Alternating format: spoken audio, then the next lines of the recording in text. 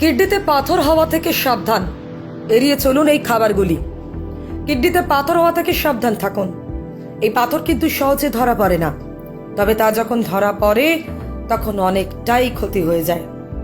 আপনারা তো জানেন আমাদের শরীরের অন্যতম গুরুত্বপূর্ণ অঙ্গ হলো কিডনি, তাই এর সঠিক খেয়াল রাখা জরুরি। এই অঙ্গটি হলো দেহের ছাঁকনি। সব খারাপ পদার্থ শরীর থেকে বের করে দিতে পারে এই অঙ্গ। অন্যদিকে বিভিন্ন খনিজ লবণের ভারসাম্য বজায় রাখতেও সহায়তা করে। কিডনিতে পাথরের সমস্যা যে কোনো বয়সেই হতে পারে। অস্বাস্থ্যকর জীবনযাপন, অনিয়মিত খাওয়া দাওয়া, জল কম খাওয়ার অভ্যেসের মতো বহু কারণে কিডনিতে পাথর জমে। কিডনির অসুখ ধরা পড়ে অনেক দেরিতে।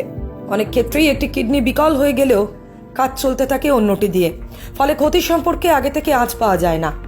কিডনির প্রায় ৮০ থেকে ৯০% ক্ষতিগ্রস্ত হওয়ার আগে সে সম্পর্কে খুব একটি সচেতন হন না অনেকেই। কিডনি ভালো রাখতে খাওয়া দাওয়ার উপর বিশেষ নজর দেওয়া উচিত, সচেতন থাকা উচিত। কিডনি ভালো রাখতে কোন খাবারগুলি এড়িয়ে চলবেন নিশ্চয়ই মনে প্রশ্ন জাগছে। দেখে নিন আমাদের এই ভিডিওটিতে। এই তালিকায় প্রথমেই বাচ্চাবে মূলোর শাক। এতে প্রচুর পরিমাণে অক্সালেট রয়েছে।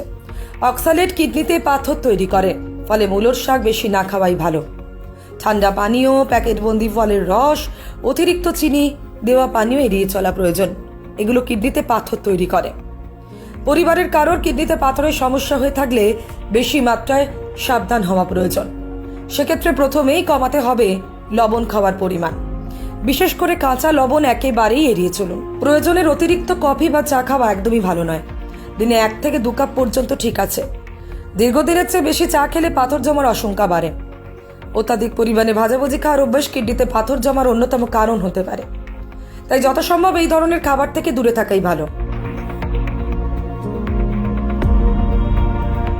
কামরাঙায় রয়েছে অনেক স্বাস্থ্যকর গুণ। এই খাবার নানান ভিটামিন এবং খনিজে ভরপুর। তবে মাথায় রাখতে হবে যে এই ফল কিন্তু কিডনি রোগীদের জন্য ভালো নয়। দেখা গেছে নেফ্রোটক্সিসিটি এবং অ্যাকিউট কিডনি ক্রিসিস হতে পারে এই ফল বেশি খেলে। তাই কিডনিতে পাথর রোগ বা কিডনির অন্য কোনো অসুখ থাকলে এড়িয়ে যান এই ফল, তবেই অনায়াসে সুস্থ থাকতে পারবেন। কিডনিতে পাথর থাকলে কলাও খাওয়া যাবে না। এর মধ্যে রয়েছে অনেকটা পরিমাণে পটাশিয়াম ও মিষ্টি।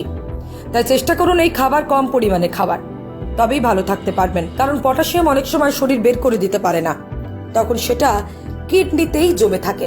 তাহলে দেখলেন তো কিডনিতে পাথর হওয়ার সমস্যা থেকে মুক্তি পেতে কি কি খেতে হবে না।